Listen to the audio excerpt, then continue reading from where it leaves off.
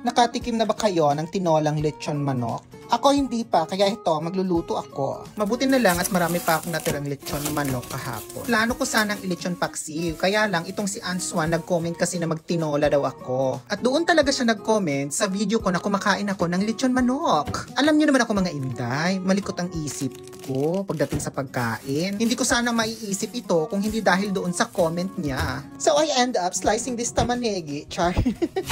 Tamanegi nga po pala ang nihongo ng onion para sa mga viewers ko from Philippines. Mabuti na lang talaga, yung pinakaunang trabaho ko dito sa Japan ay sa supermarket. Kaya medyo alam na alam ko ang mga nihongo ng mga gulay dito. Isang buo kaagad ang hiniwa ko mga inday dahil ayoko mag-iwan ng kalahati at medyo naiyak-iyak pa ako ng paghihiwa ko niyan sa totoo lang.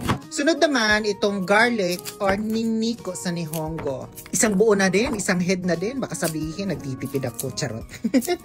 So binalatan ko lang at hiniwa na kaagad. Sunod naman itong luya, ginger or shoga sa nihongo. Konti lang kinuha ko mga inday, grabe naman kung sobrang laki ng lalagay ko. Hindi ko na binalatan, tinatamad ako lang naman kakain. Pagkatapos naman, itong green chili or togarashi sa nihongo. Isa lang ilalagay ko mga inday, ayoko ng sobrang anghang, pero bahala na kayo kung gusto nyong lagdagan or kung gusto nyong manggayahin itong video ko dahil mga inggitera kayo. Charot. Pagkatapos, hinugasan ko na itong pechay or chingensai sa nihongo. Bilib talaga ako dito sa Japan pagdating sa pagbebenta ng mga fresh na gulay. Tingnan niyo naman yung dahon mga inday, o diba, buhay na buhay. Hindi kagaya sa palengke sa atin, pasensya na, hindi ko sinisiraan, pero yun ang nakikita ko. Yung mga panindang mga gulay sa atin, diba, yung mga pechay, yung iba medyo lantana, yung nasa labas, yung nasa loob, hindi tinatanggal. Pero dito talagang fresh na fresh ang binibenta nila. So, isa-isa kong tinanggal yung mga dahon yan, mga inday, para matanggal ko yung mga dumi-dumi sa sa singit. At dito na ako magluluto sa kaldero mga inday dahil nga sinabaw ito. Naglagay muna ako nitong extra virgin olive oil. Pag nagigisa ako mga inday, yung olive oil lang ginagamit ko. Pero syempre, pag mga deep fry, yung normal na mantika na, dahil alam nyo na, mahal ang olive oil. So, igigisa ko muna itong bawang. At pagkatapos, itong sibuyas. Pagkatapos, ilalagay ko na rin itong luya. And mix and mix. Nung medyo naluto na yung lamas ng edad, hinalo ko na itong natira kong lechon manok. Naglagay na rin ako nitong pepper. Mas masarap kung buo na paminta siguro. Pero first pepper lang ang meron ako ngayon. At naglagay ako ng isang dahon ng laurel. Ewan ko, trip ko lang. Bakit ba? Eh, recipe ko to. Gusto ko maglagay ba? So, mix and mix lang mga inday hanggang sa maghalo lahat ng mga ingredients na nilagay mo dyan. Pagkatapos, ilalagay na natin itong bridge over troubled water, charot. Water lang mga inday. Ang daming hanash. Tubig lang naman ang ilalagay.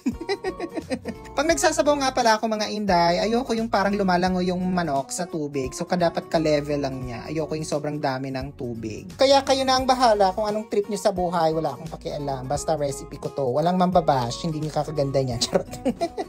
Maldita yan.